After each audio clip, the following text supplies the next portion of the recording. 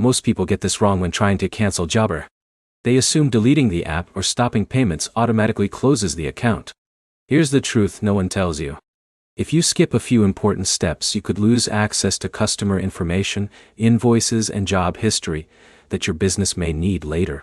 In this video, you'll learn exactly how to cancel your Jobber subscription in 2026, what to do before cancellation, and the common mistakes you should avoid to make the process smooth and stress-free. Let's get straight into it. The first thing you need to do is back up any important business data.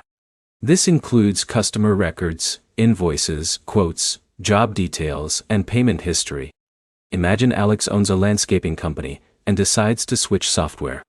If he cancels first and downloads data later, he may discover that access is limited after the account closes. This is where most people fail. They focus on canceling quickly instead of protecting their business records. Once your data is backed up, log into your Jobber account using an administrator account. Regular team members usually won't have permission to manage billing or subscription settings. Next, navigate to your account settings and look for the subscription or billing section. In most cases, this is where account management options are located. Follow the cancellation prompts and carefully review any information displayed regarding billing cycles, account access, and data retention. But here's the problem.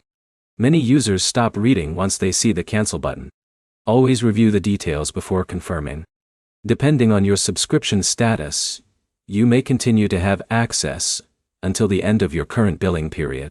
Now, here's where it gets interesting. If you're migrating to another platform, don't cancel immediately after exporting your data.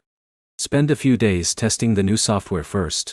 John, a plumbing business owner, moved to a new platform and discovered some customer information didn't transfer correctly. Because his Jobber account was still active, fixing the issue was much easier. In a minute, I'll show you one extra step that can save headaches later. Before finalizing cancellation, remove or update any integrations connected to your Jobber account.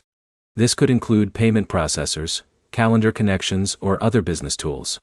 Disconnecting these properly helps prevent confusion after the account is closed. Finally, keep a copy of any cancellation confirmation email or account notice you receive. This gives you a record of the cancellation date and can help resolve billing questions if they arise later. To recap, back up your data first. Log in as an administrator. Review your subscription settings carefully. Test any replacement software before leaving. Disconnect integrations and save your confirmation records. Follow these steps and canceling Jobber becomes simple and organized. If this guide helped you, hit the like button, subscribe for more software tutorials and business guides, and let us know in the comments what software you're switching to in 2026.